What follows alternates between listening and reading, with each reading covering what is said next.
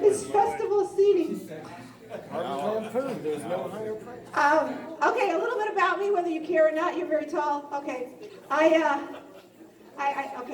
work as a clown at children's birthday parties on the weekends. That's my day job. I'm Rocky the Clown. Seriously, Rocky. And I love my job. I was the clown for the LA Dodgers for 8 years. Wow. I know, that's like the Neiman Marcus of clowning. Every year they have a Christmas party in the Stadium Club. It's this beautiful restaurant with windows that look out on the field, and they bus in kids from Children's Hospital and low-income neighborhoods.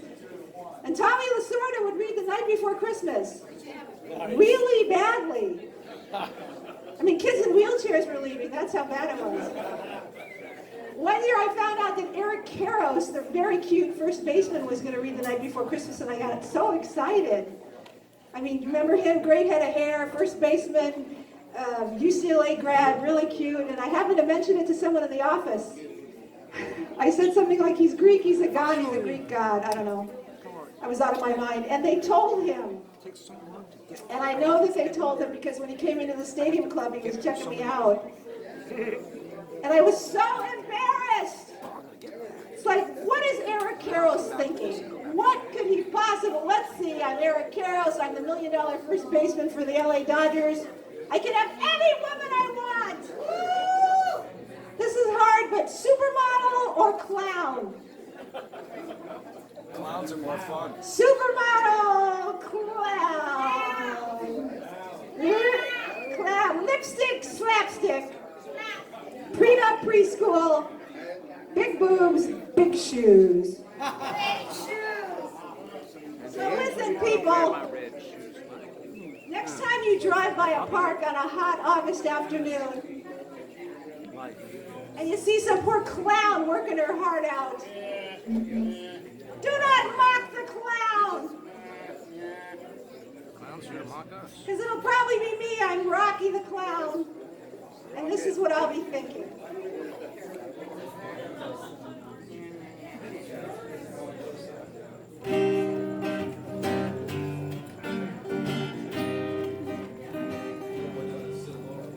Hire me for your kid's birthday party. I'll be there with my bag of tricks. Don't ask me to help with the piñata, 'cause I've been hit with 100 sticks. Don't talk during my magic show. There's always someone who heckles. I'd like to tell him where to go, but he's 5, has red hair and freckles, and I'm a clown. I get around. I'm a clown. I go from town to town. You think your kid's so special? Well, she's special for an hour. If you want her special longer, that'll be another $50.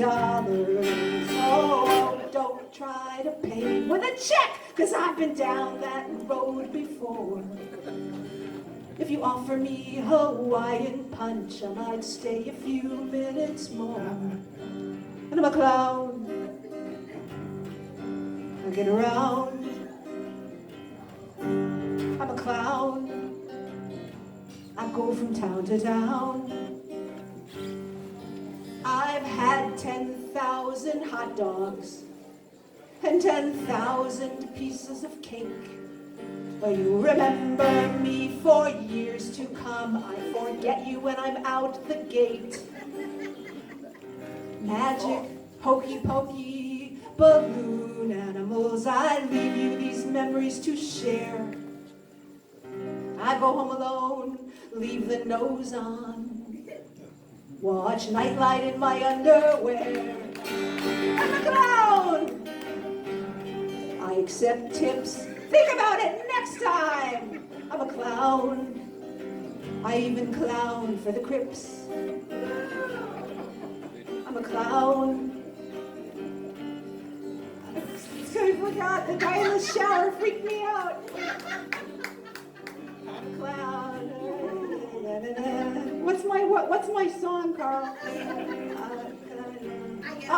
I'm a clown. Oh, I know what it is. I'm a clown. My pain is real. I'm a clown. I clown for Tatum O'Neal. I'm a clown. I may be coming to your town.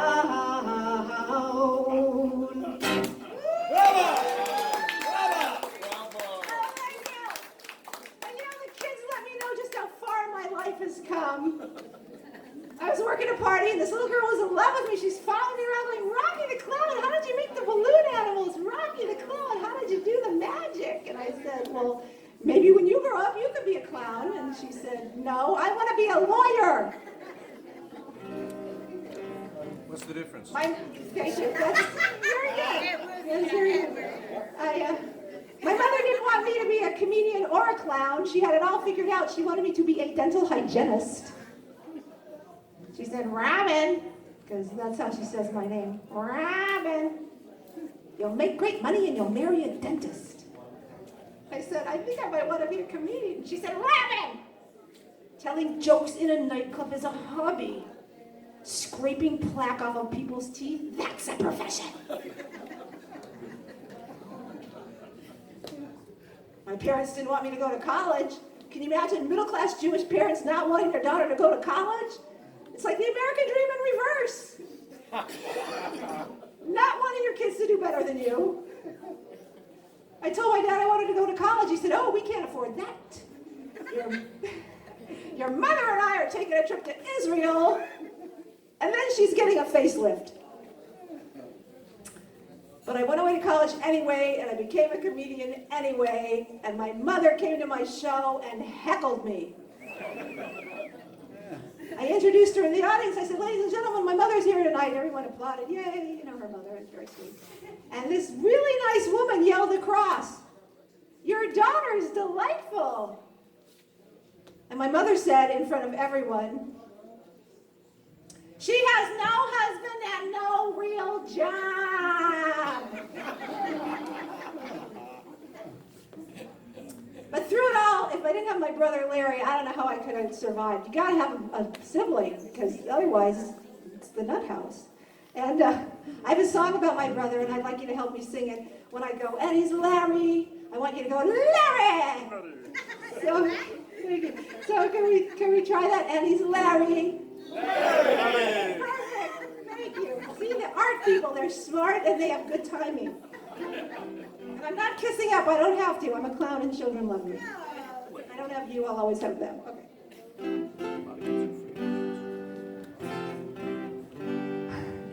When I was 15, my brother bought me a beautiful guitar.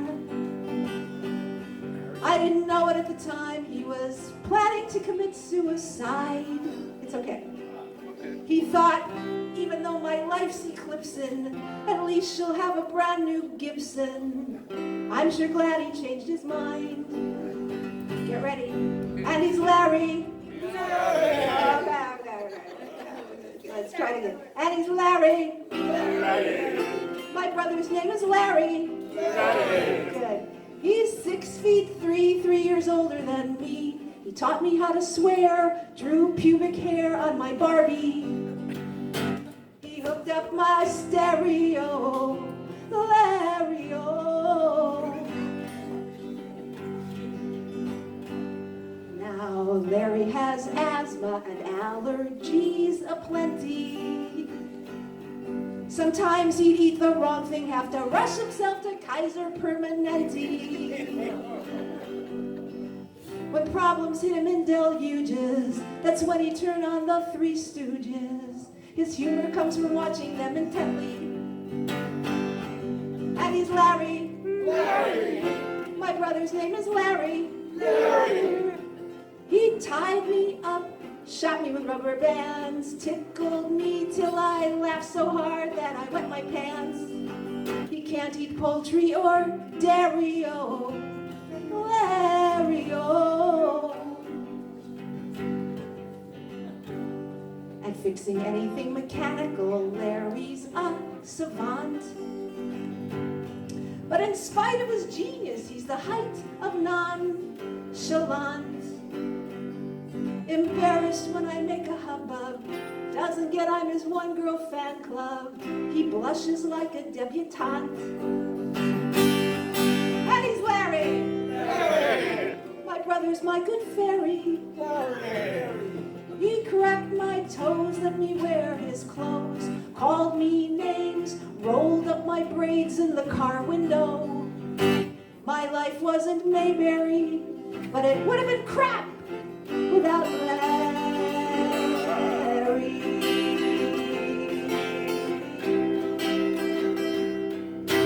Yes.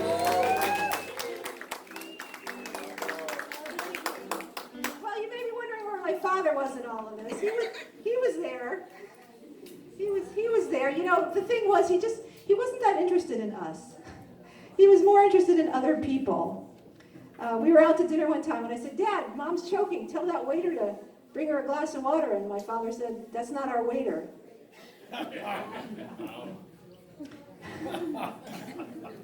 My brother said that he used to go shopping at Kmart because he was cheap and he could afford better shoes, but he liked to try them on, and because he didn't want to put anybody out, he wouldn't break the little elastic string. He'd just walk around like this. You know, the plastic shoes at Kmart? Oh, yeah. Yeah,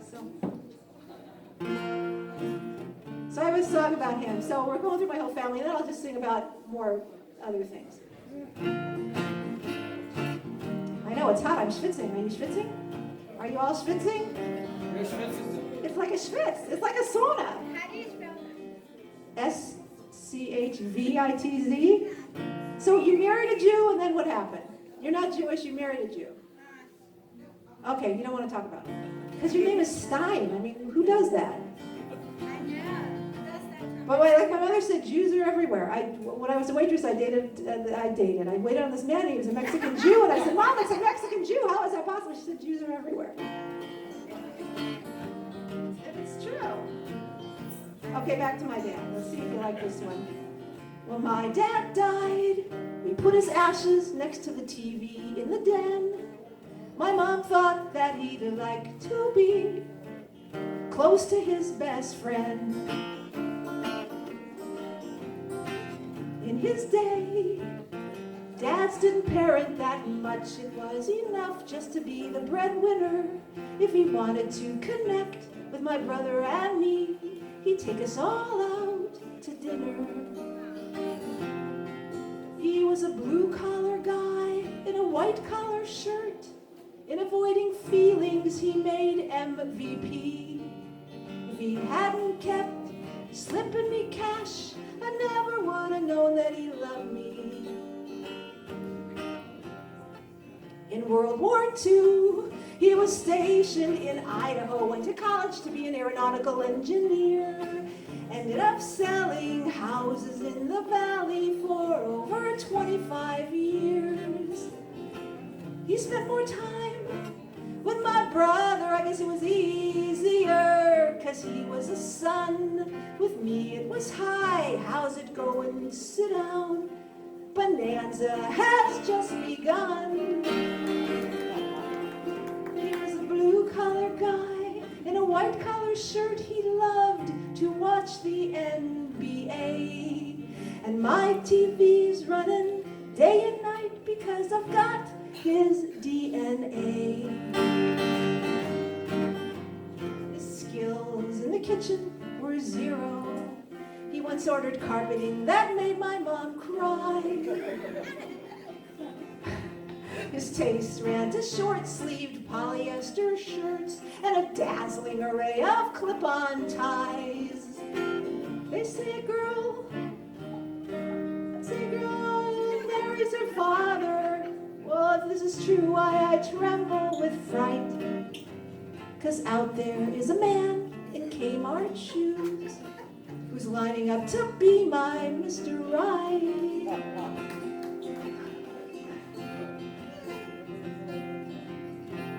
He was a blue-collar guy in a white-collar shirt, but he came home each night consistently. And looking at it now, I understand. He ignored me lovingly.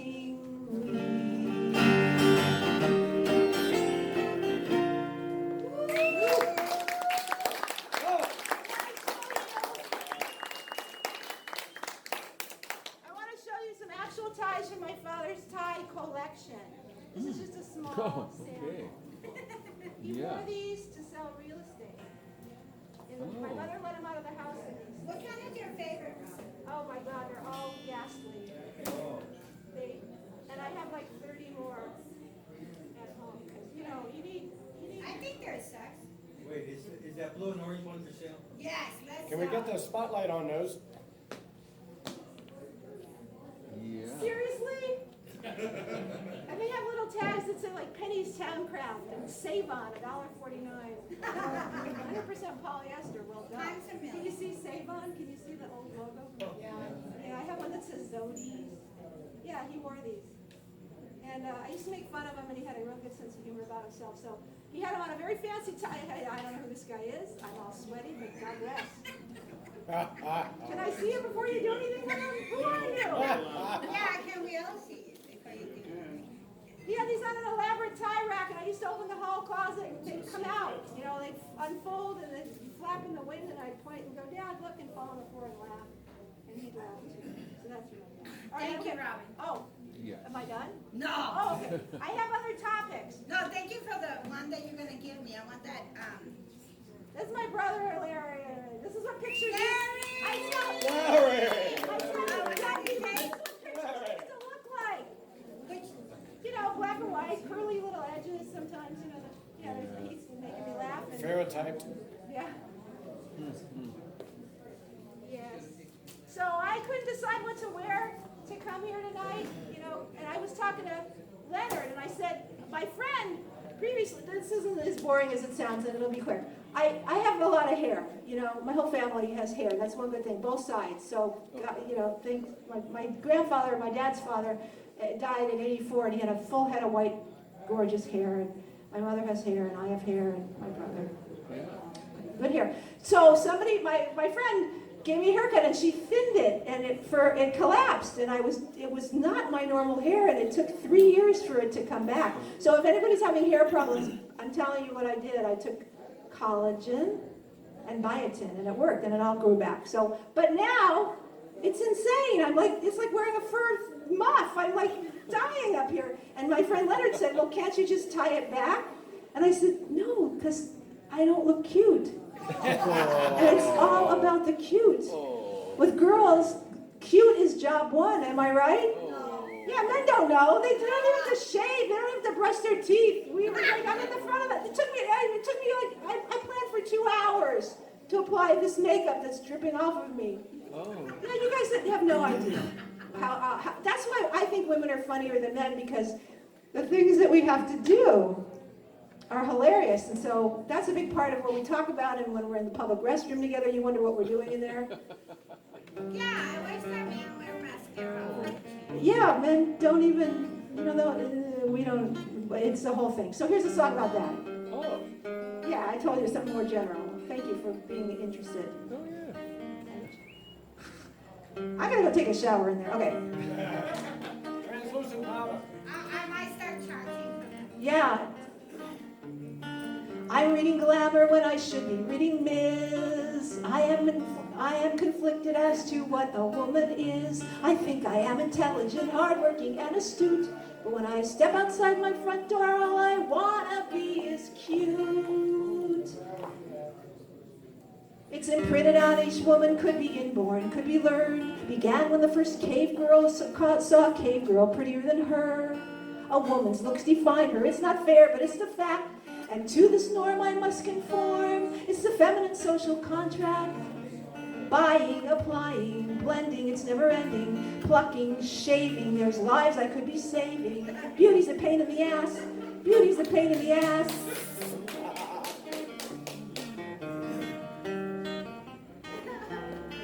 All women do when we paint our eyes, we paint our lips, we powder and we curl like it was the apocalypse. We mascara and we gloss until we're pretty as lollipops. Then our date shows up unshaven in a t-shirt and flip-flops.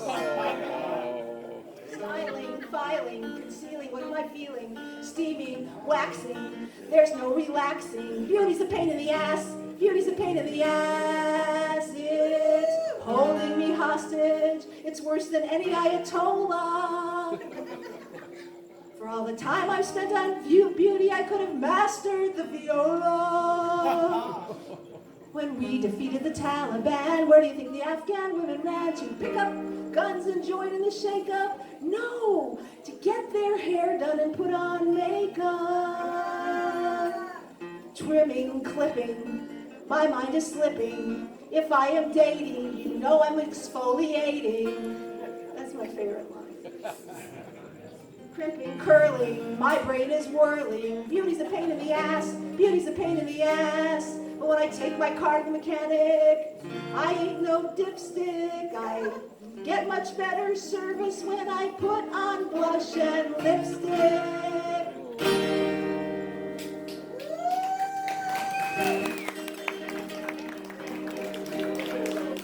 Okay, I was telling you about my mother, and it was comical, but it was really a lot worse than I made it out to be. So I have a song. Here's a song that's not just about, okay, well, you sing. Maybe this is a mistake. Some people have moms. No, wait. You know what? Instead of doing that, I'll do this song about men, because I sang about beauty. Oh, no, it's good. It's not emasculating. Yeah, well, the men love this song. The men. Listen how I talk. The men love this song. No, they do. What kind of men are you? Are you a man or a mouse? Squeak up. Where are you from? Are you a foreign person? Where are you from? You're too tall to be an elf. You're very nice. I'm not casting aspersions. I'm just riffing with you. Oh, hey, now you've got Asperger's. She told you Asperger's. Men run the world. It makes me mad. There's much they do that bites. It's very fair and balanced. For every act of gallantry, they start 3 stupid fights. And the thing that makes them noble shall cause them to atone. It drives a man to extremes, it's called testosterone. It's a hormone and it's mighty, should be classified a drug. It's inside, wait a moment, okay. It's inside each and every man, be he gentleman or thug. It's what controls the mafia. It's how the West was won. Why a man picks up a microscope or a man picks up a gun. Oh, testosterone. Yeah, there's nobody home.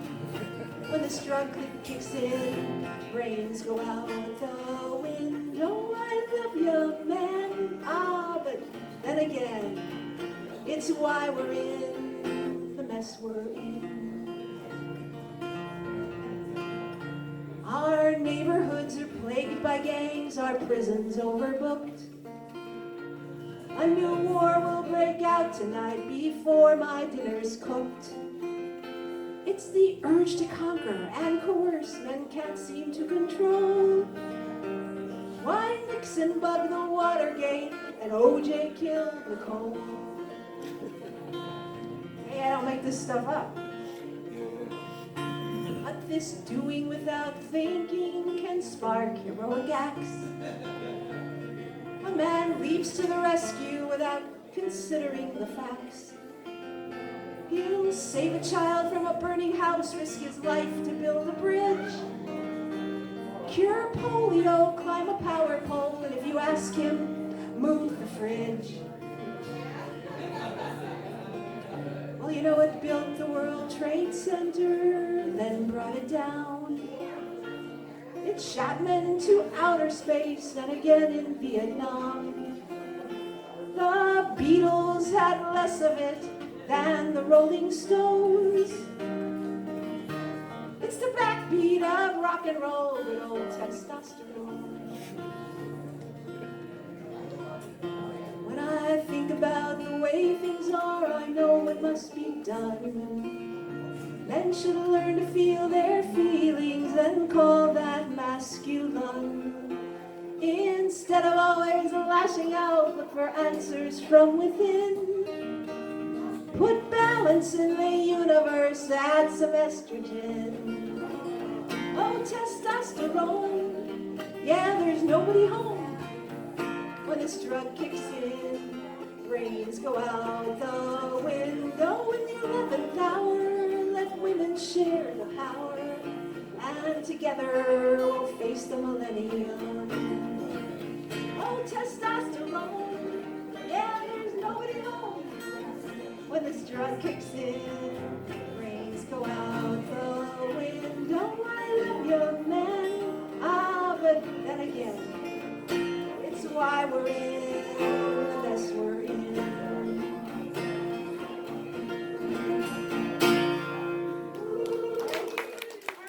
I get the feeling you're all getting tired of me. No. You're not? No. You're willing to listen a little longer? Okay, can I sing you a song about my last one-night stand? We want to hear the balloon enemy. Oh, by the way, can I No, show I'm you a switching picture me. of this is what I look like as a clown. I'm extremely cute. Cute at all costs. That's my motto. See? This is, come on. Not scary, not creepy. So you still like me because I'll let you go whenever you want. No. Okay, let's try this song.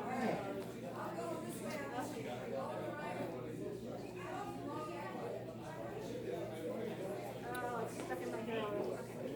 Okay, see what you think of this.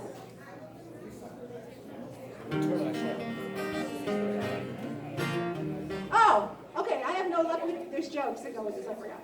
I have no luck with dating. My fortune cookie said you will be the tall, dark strangler.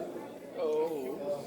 How do you meet people if you don't want to hang out in bars or date online? There's basically two ways and they both stink. The first, blind dates, which are a disaster, or getting fixed up, which is just a blind date with witnesses.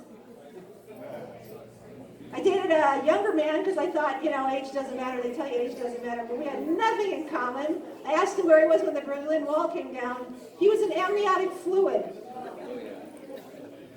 Too young. Yeah, I picked up a guy for a date one time. He invited me over. He was going to make me dinner. He came to the door naked. I go, what the hell? He said, hey, I want to make my life an open book. I said, oh, it's a nice try, but from over here, it's more like a small brochure. Couldn't resist. I know, it's an old joke. And I read all those books, like, those relationship books. I think they'll help, like Men Are From Mars, Women Are Just Nicer and Smarter. That book, Women Who Love Too Much. That was a bestseller. I thought it was Women Who Love to Munch. I got the wrong book. I put on a couple pounds. Didn't help. All right, here. Okay, see what you think of it. This is my last one-night stand. It was a long time ago. I don't do this anymore.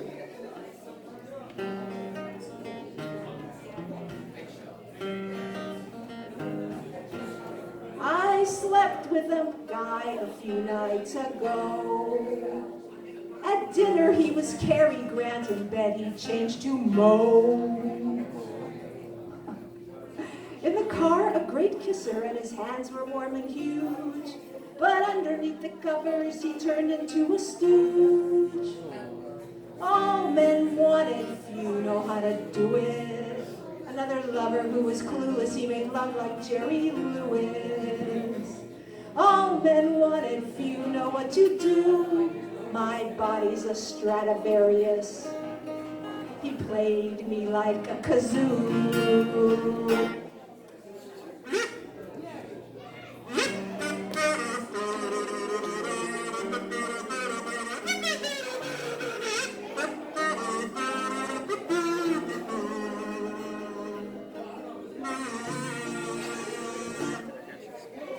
Watching porno, reading Playboy, that's your classroom, well, no way, boy. Those women are paid to pretend that they're ready in an instant and their needs are non-existent. And it's all about you in the end. Well, all men want it, few know how to do it. How could I determine he'd make love like Pee Wee Herman? All men want it, few have got the knack. Bring something to the party if you want to get invited back. Now, if I were a guy and I wanted lots of women, I'd read every book that I could see. In bed, I'd be the greatest, combined passion with real patience, and women would line up to be with me. Well, all men want it, few know how to do it. You look like Tony Danza, but made love like George Costanza. All men want it. If you've got the flair, you gotta get to me up here before you get to me down there.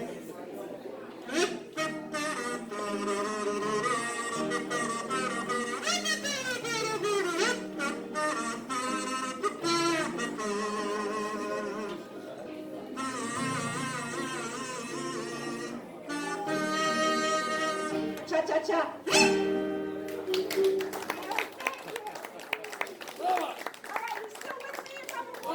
Yeah, sure. Okay, add more. Yeah. Okay. Haven't done this song in a long time. This Meghan Markle thing, I'm loving every minute of the Meghan Markle thing because it's the greatest, right? That monarchy had such a stick up its butt, and everything about her is great. She's divorced. That was never, people couldn't, well, look at, what's his name? The one that had to advocate. That woman was divorced, the American woman was divorced twice. You couldn't have that. Now it had, you don't care. She's biracial. Yay. She's an actress. Oh my God. That was like one step up from prostitute. Nobody would marry an actress from the royal family. And what else? And her father's totally nuts, which is fabulous. She's got all these colorful relatives that are just not okay. That's great. I had a whole list.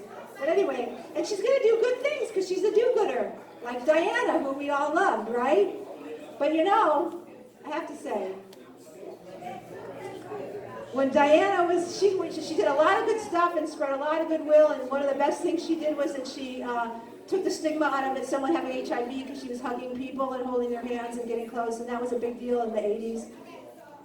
But I just thought to myself, while I was watching her on TV looking fabulous, I thought, there are relief workers who live 24 hours a day in refugee camps, who slave their lives away helping the worst people that are the worst off in the world, and you know, she gets to go back to the castle. So it's a double-edged thing. I was like in a quandary about it.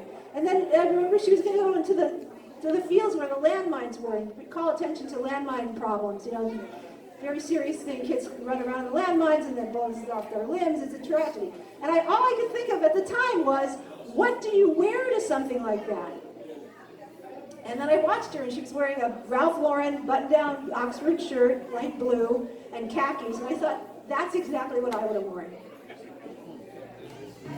So I think Meghan Markle will do good things, but you know, the people that are the unsung heroes, they don't get on TV, they don't get access to the White House. So that's what this is about. The song is better than the intro. See what you think of it.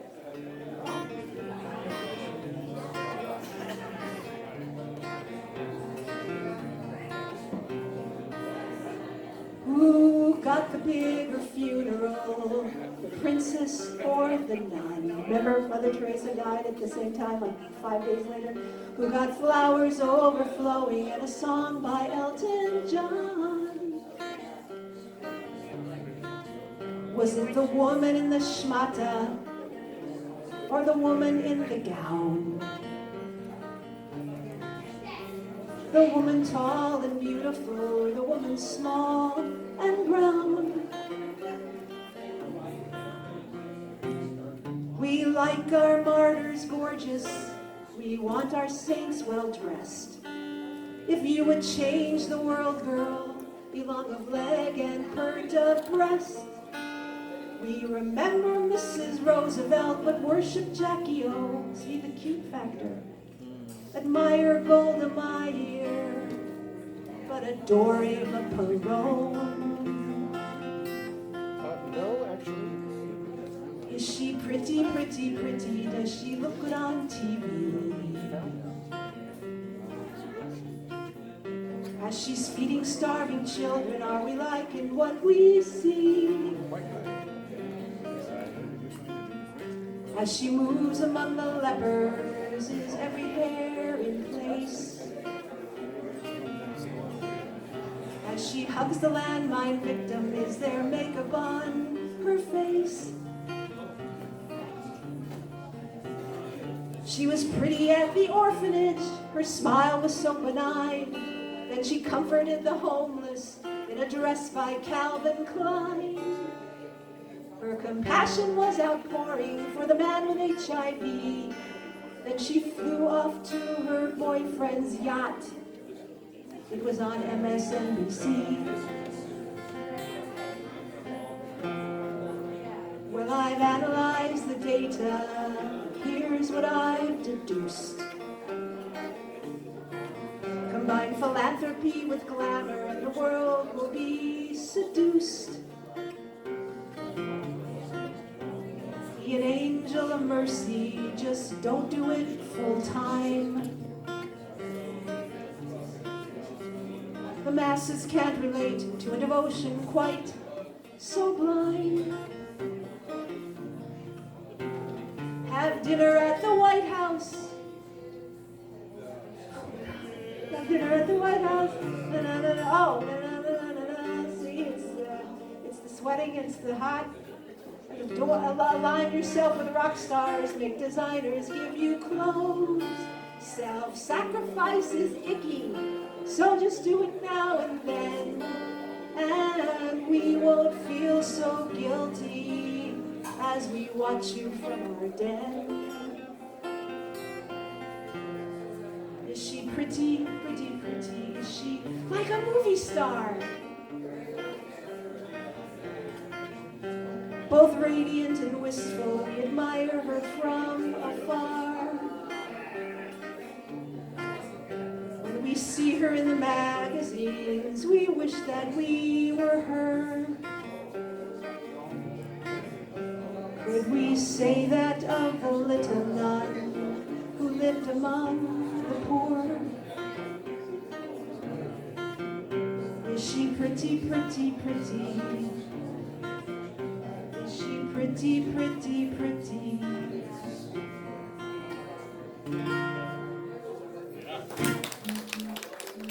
I'll do one more and I'll let you get back to your lives, and then anybody's going to come up again. Okay. I spent a month on the island of Malta. I know. Teaching stand-up comedy to the Maltese people at an acting school. Now, people think they know where Malta is, but they don't. You think you know where, but you don't. I know where Malta is. Do you know where Malta is? Because you're from another land, and people not in the United States know the geography of the rest of the world, and we're so ethnocentric we don't care. Does that sum it up? Where are you from? Where am I from? Yeah. Oh, originally from Canada. Oh, that's not foreign. Yeah, right. It's just us with better manners and no littering. Yeah. Canada, I love Canada. Oh, It's, you know why? Because it's just like here, only better. Everything looks familiar. I felt like I was in Pasadena. That's so sick that makes me happy. I did the Canadian American Women of Comedy tour. I wrote a song. It was a great song. And it was all women of Canadians. We smuggled ourselves over the border from Canada to Washington. I hit on the floor. Yeah, it's a whole thing. It was great. But anyway, so you're from Canada. Well, that doesn't count. God bless you. well, thank you. Yes, I know about Malta. You know, but you've been to Malta. Have you been there? Oh, yeah, sure. Been there. Do you say been? Not often. Oh, okay. I love Canada. Do you hear Canada very often as a joke? You probably aren't amused by that. Yeah. It's Yeah, kinda no, like- it's old. Yeah. Like when I went to Malta and I kept saying, "Where's the Maltese Falcon?" They don't like that at all. They're so sick of that. They're so over it. They just look away. They shun you.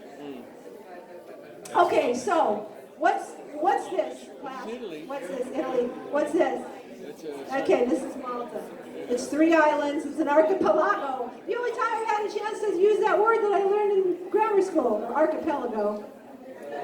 This is Libya. This is North Africa.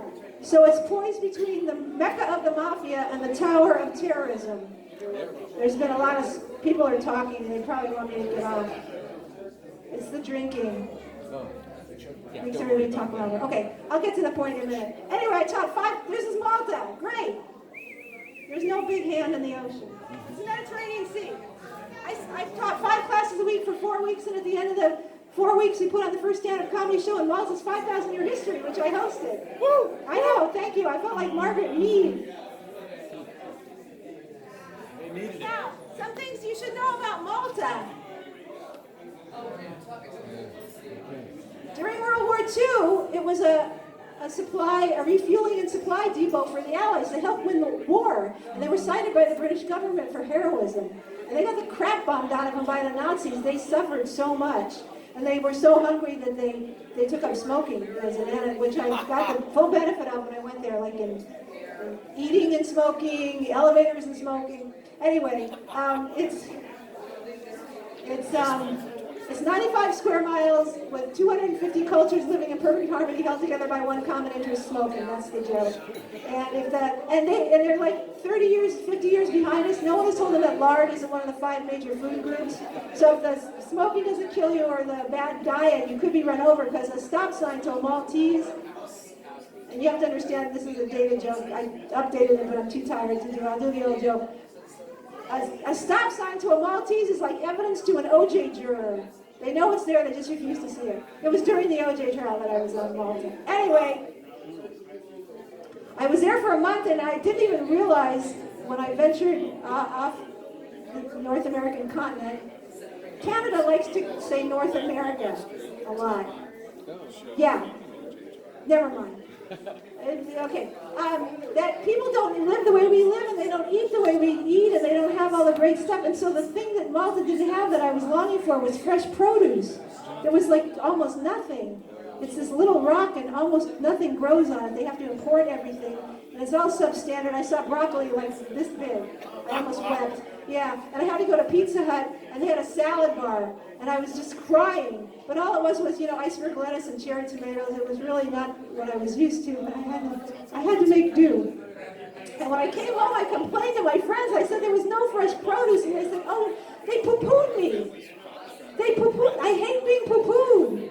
Do not mock the clown and do not poo-poo me. They said, you had a paid vacation on a Mediterranean island. You should just shut up now. Stop complaining. But then I was vindicated because I was watching 60 Minutes not long after that, and there was a piece about Boris Yeltsin coming to America, and they took him to a supermarket, and they took him to the produce section in America, and he had a nervous breakdown. He had never seen such bounty in his life. So if you want to know why communism fell, blue jeans, produce, and toilet paper, that's why. They just couldn't take it anymore. So I wrote a song about produce, and believe me or not, I put all that in a song. And I have some maracas that you can play. This is my last number. You can be more than love me. Because I was you. And this is Larry. And my father's time. But anyway, I have...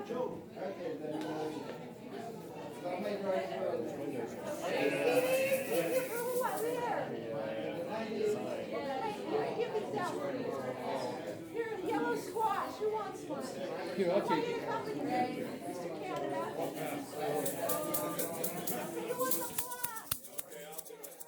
You have a viola. Okay, I'm going to pass you the viola. Where's the viola? Okay, here.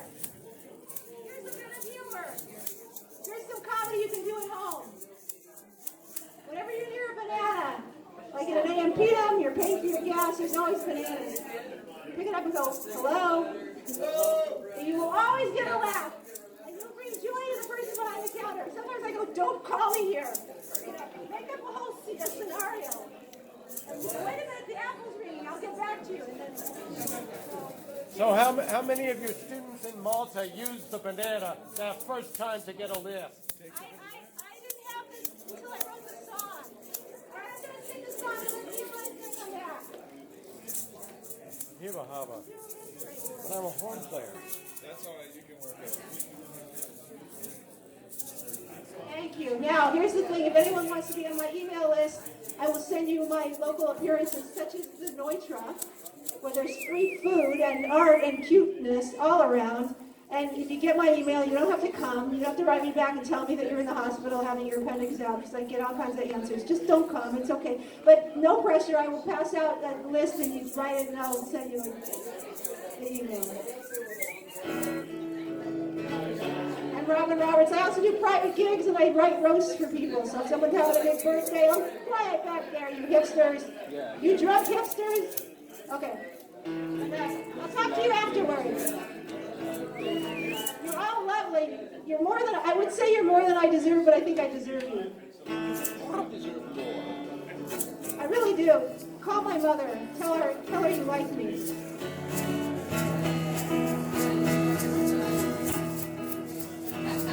I spent a month. I thought I could do it that way. I spent a month.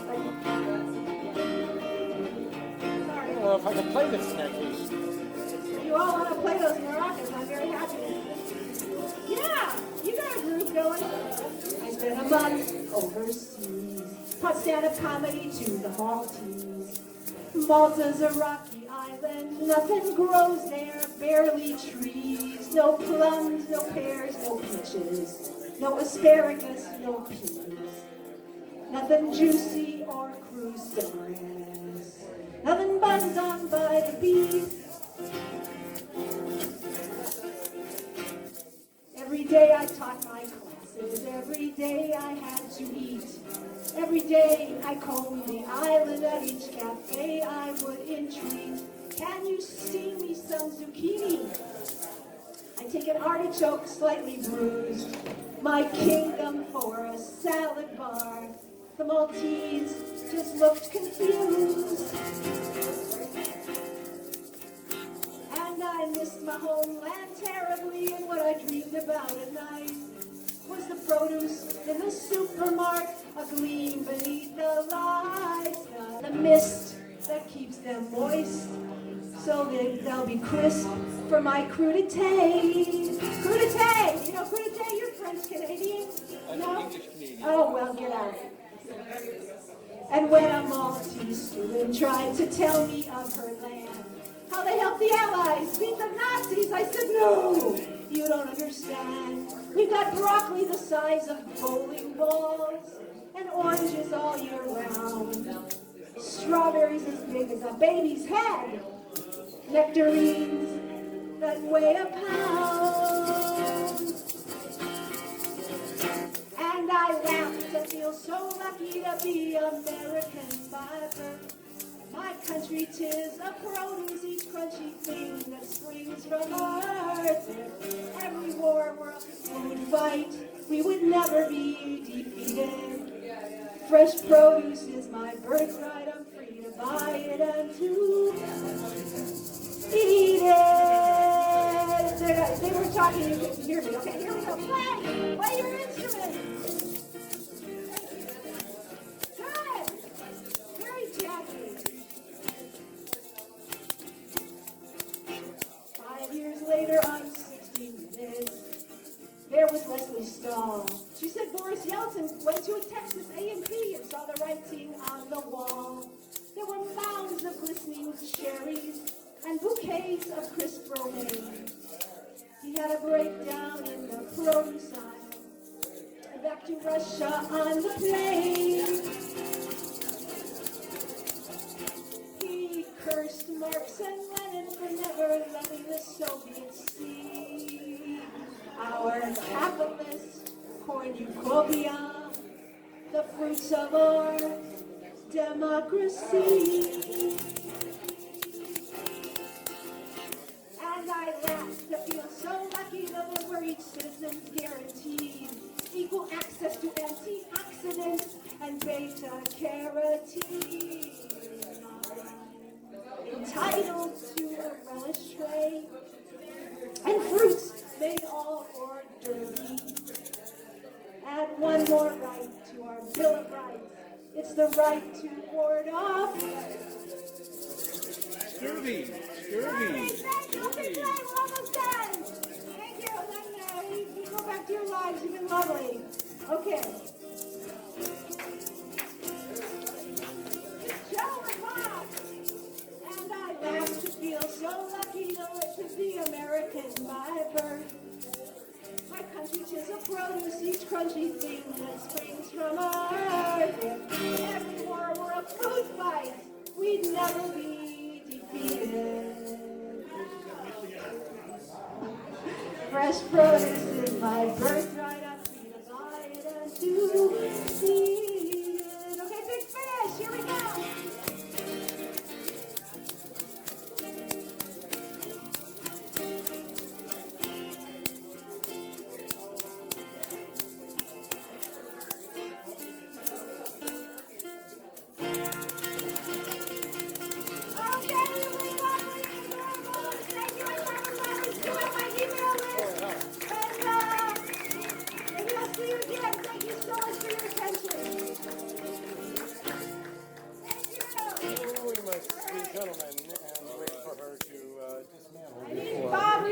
unplug me. Thanks. That sounds Although it was a setup.